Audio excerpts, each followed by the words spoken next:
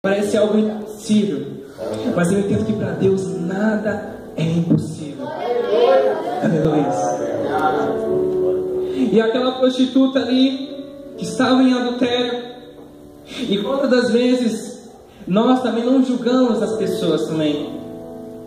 Isso é um aprendizado que entendemos.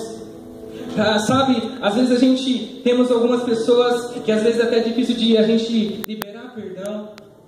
Às vezes a gente carrega alguma consequência ou algumas feridas que talvez seja impossível aos nossos olhos de serem fechadas. Algumas situações que vivemos na nossa infância, algumas consequências que trazemos do passado até hoje, que isso continua remoendo dentro do nosso coração. E aí vivemos uma constância, vivemos algo aonde Deus não se faz presente. E ali, quando a gente vive num passado, e quando vivemos alguma coisa que nos prende lá atrás, deixamos tudo aquilo que Deus tem para nós lá na frente, porque estamos presos em algo que ficou lá atrás. Quando Jesus chegou para a prostituta e falou: vai filha, e não peques mais, ele não estava olhando o seu passado, ele estava olhando o futuro dela lá na frente. E por que nós, como cristãos, ainda continuamos? Ah, Senhor, Pai, eu quero fazer isso na sua casa, eu tenho um desejo de se tornar alguém, eu quero fazer, mas sabe, eu cometi tal pecado, eu fiz isso, tal. Jesus fala para você nessa noite: para de olhar para o seu passado e siga em frente. Aleluia! A Bíblia diz assim, que a palavra de Deus se renova a cada manhã, porque o perdão dele não vai se renovar, porque a misericórdia e a graça dele não vai se renovar também. Se a gente fosse olhar para o nosso próximo, assim como Jesus olhou para aquela prostituta, totalmente seria diferente. A nossa vida seria diferente. Sabe, não temos o direito de condenar nem de julgar ninguém, mas muitas vezes fazemos isso. Condenamos alguém, julgamos alguém, dizemos palavras de maldição, sabe, odiamos alguém, mas na verdade não é aquele alguém que está sendo condenado, é você mesmo. Porque a palavra de Deus diz assim como aquilo que tudo que você planta, um dia você vai colher. E eu entendo isso, e todo dia eu tento carregar a minha vida como plantar bênção, plantar frutos bons, para que um dia eu colha frutos bons também. Para que eu tenha uma vida próspera diante da presença de Deus, eu preciso que Ele seja o centro da vontade em mim. Ontem mesmo eu estava comentando com o pessoal lá na célula lá, e eu falei para eles assim, que uma vida de um cristão deve ser como aquele versículo que diz assim: buscai primeiro o reino dos céus e a sua justiça, e as demais coisas serão acrescentadas. O significado desse versículo é bem simples, porque, por exemplo, o que esse versículo quer dizer? Quando eu busco o reino de Deus, eu entendo que ele é algo eterno, e eu entendo que o ouro nem a prata se compara a ele. Então, quando eu entendo que Jesus ele é o meu único e suficiente Salvador, eu entendo que eu não preciso de carro, eu não preciso de casa, eu não preciso de alguém do meu lado, porque eu entendo que Ele é suficiente para mim. Eu entendo que Jesus é o centro da minha vida, e toda a minha vida se integra a Ele, assim como Ele se entregou por mim há mais de 2000 anos atrás, naquele madeiro. E Jesus, Ele nos ensina até hoje. Se a gente for olhar a Bíblia, de Gênesis a Apocalipse, a Bíblia é totalmente voltada para Ele. Quando Davi enfrentou Golias ali, é o mesmo símbolo que quando Jesus enfrentou a morte. Era impossível, mas ele venceu. Assim como Davi venceu Golias, Jesus também venceu a morte. Aleluia. Aleluia. E desde o princípio, Deus, a única coisa que Ele pede é que a nossa vida esteja voltada totalmente para Ele. E assim como aquela prostituta não tinha sua vida voltada para Ele, o que Jesus falou? Vá e não peques mais.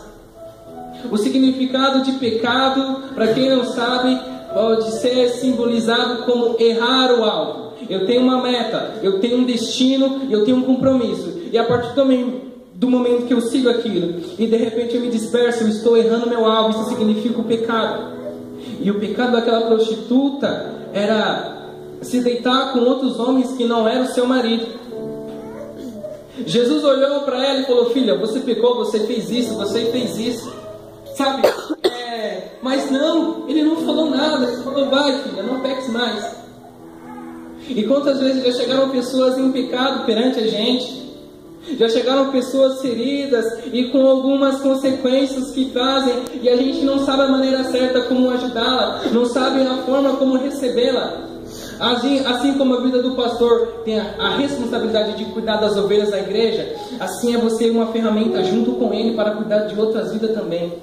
O Evangelho de Deus não é algo para a gente vir aqui e ser tratado como uma empresa. Algo que você vem aqui no domingo, participa aqui durante toda a semana, você vem, senta, ora, louva o Senhor, vai para sua casa e isso continua uma constância e nada muda.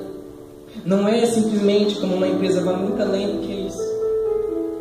E às vezes a gente não tem nem um compromisso no reino de Deus como a gente tem o nosso compromisso com a nossa empresa.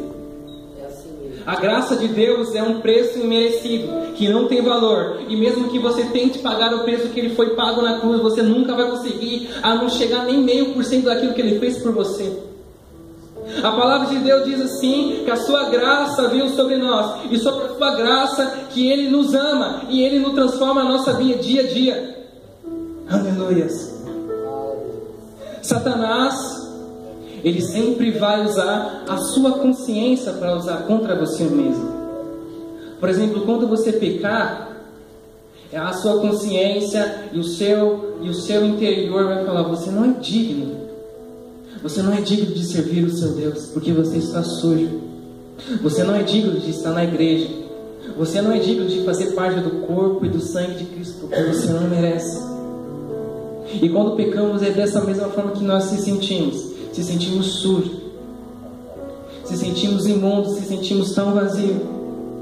E eu entendo que muitas pessoas aí no mundo lá fora, elas só estão lá porque existe um vazio, e elas estão procurando no mundo como preencher, e nunca vão conseguir encontrar aquilo que só aqui é capaz de dar. Somente o amor de Deus é capaz de transformar a minha vida e a sua vida também. Somente o amor de Deus é capaz de entrar na sua casa e de transformar a sua vida, de transformar a vida do seu esposo, da sua esposa, dos seus filhos.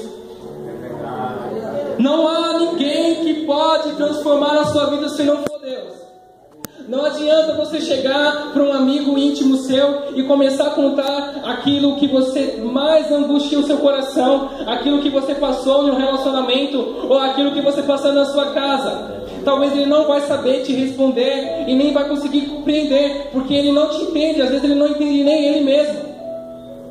Mas o único que entende é Jesus e o Espírito Santo. E muitas vezes a gente não tem chegado para Ele e desabafado com Ele. Eu já vivi muitos momentos na minha vida tão sozinho. E assim como o Bruno falou aqui antes de cantar o louvor, que às vezes é muito difícil se fazer presente no silêncio de Deus. E realmente é, porque a gente começa a clamar, a gente pede resposta, a gente começa a falar assim: Deus, fala comigo, Senhor, eu preciso ouvir a sua voz, eu preciso, Pai, de alguma forma entender o que o Senhor está falando comigo, mas o Senhor parece que não responde. Mas eu tenho certeza que em algum momento da nossa vida, Deus é como um professor.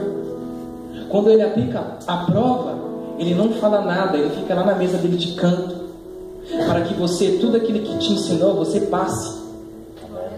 Então o silêncio de Deus é no momento de aflição que você está passando, que Deus está somente te observando, porque Ele confia que você vai passar por aquela prova, assim como Ele passou também.